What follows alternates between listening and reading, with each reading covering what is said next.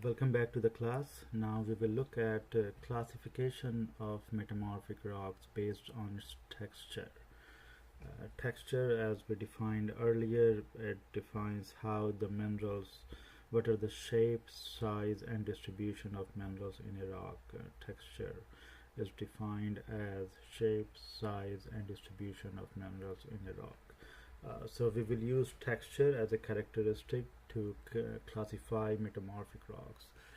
The two categories of metamorphic rocks are foliated and non-foliated. So there are only two categories based on the texture of these metamorphic rocks. Foliation, it's a layering structure. Layering foliation is the development of a flat arrangement of mineral grains.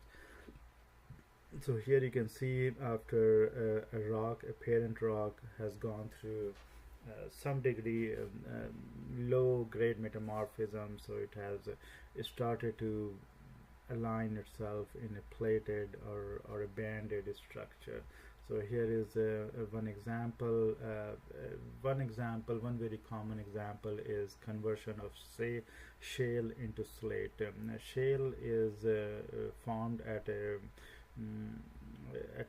relatively high temperature below the ground as a sedimentary rock. But then this sedimentary rock called shale, when it is exposed to even little bit higher temperature, so if it is buried even deeper in the ground, when the shale is pushed deeper into the ground, it will start to undergo some metamorphism, and first it will transform into slate, and that is where it will undergo this low grade metamorphism, that its mineral will start to arrange themselves in a layer or a plated structure.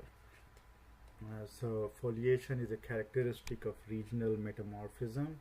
It is driven by compressional stress. So as I was talking about, as these sedimentary rock or igneous rock, as they are compressed deeper in the ground, they are now exposed to higher compressional stress, and that higher compressional stress will trigger this metamorphism or rearrangement of minerals in a banded structure, and that is a low grade metamorphism. And foliation includes parallel alignment of micas, like the banding structure, parallel alignment of flattened pebbles, separation of light and dark minerals, that is based on the density. They will arrange themselves. Lighter minerals are of course lighter in density, darker minerals are heavier in density, and the development of rock cleavage. So these are different features of foliation. Non-foliated rocks occur when deformation is minimal and parent rock is composed largely of stable minerals. So we saw earlier that quartz is one of the most stable mineral on our earth crust. It is very difficult to degrade it or decompose it because its chemical composition is highly stable in the entire range of environment that we see on our planet Earth. So that is one example. Quartz convert into quartzite after going through some metamorphism, but still it is a very small amount of metamorphism that converts quartz into quartzite.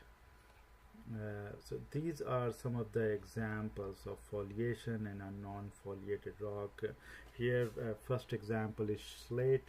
As I said, slate comes from the parent rock shale. Shale is the sedimentary rock, and when it is buried a little bit deeper in the ground, then it will convert or metamorphized into slate, and it is composed of chlorite and mica flakes, and it has this flat plate-like structure, right? So slate, it is very easy to break it into plates, and that's why it is very commonly used as a roofing material during construction, or as a flooring material, as a tile.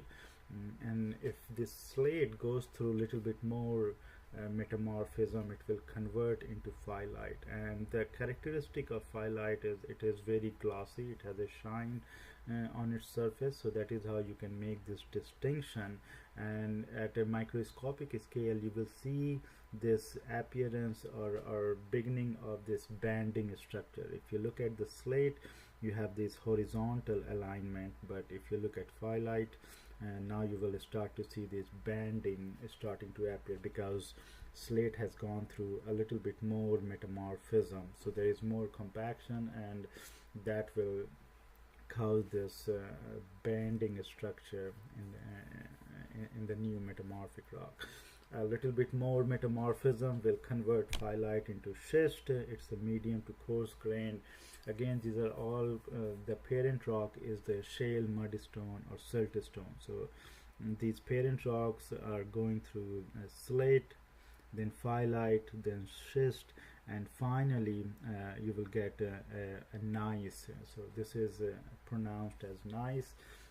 This is during a very high grade metamorphism, when coarse grain compositional banding, when the dark and light colored minerals completely separate out in different layers. So this is due to this density contrast. These minerals will arrange in different band of density layers after going through high grade metamorphism.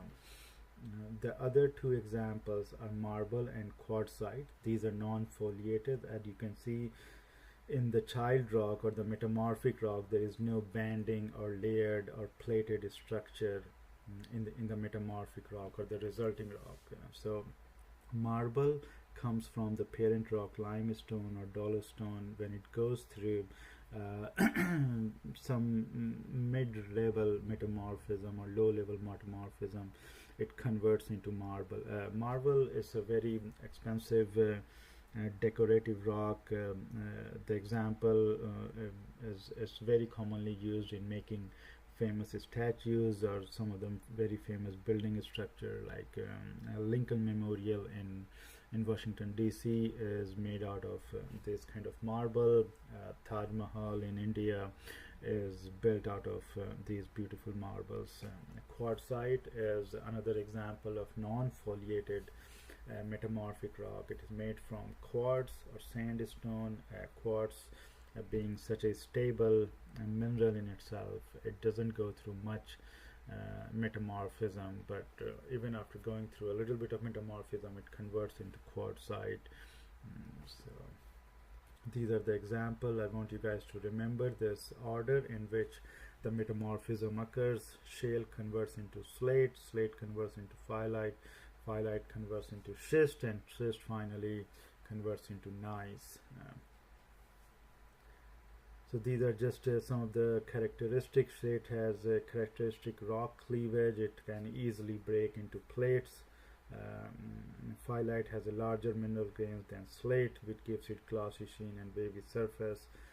Schist is formed by regional metamorphism of shale, because you saw earlier that this is also represents the grade of metamorphism. The grade of metamorphism increases as we go from slate to Foliate to schist and finally gneiss. So schist and gneiss are both result of regional metamorphism. And common non-foliated metamorphic rocks are marble and quartzite. Here is a couple of questions. What causes metamorphism? Metamorphism occurs because parent rock is not in equilibrium. The agent of metamorphism are heat and pressure that changes texture, mineralogy, and sometimes chemical composition. So these are the questions that are available in your slide that will help you prepare for the midterm exam. So make sure you go through all of these questions which are available in slides, so that will really help you prepare for the exam, because your midterm exams will be straight from the slide and the textbook. So make sure you go through these. And I think this ends this chapter here, chapter 2. So your first midterm exam will be based on the slide and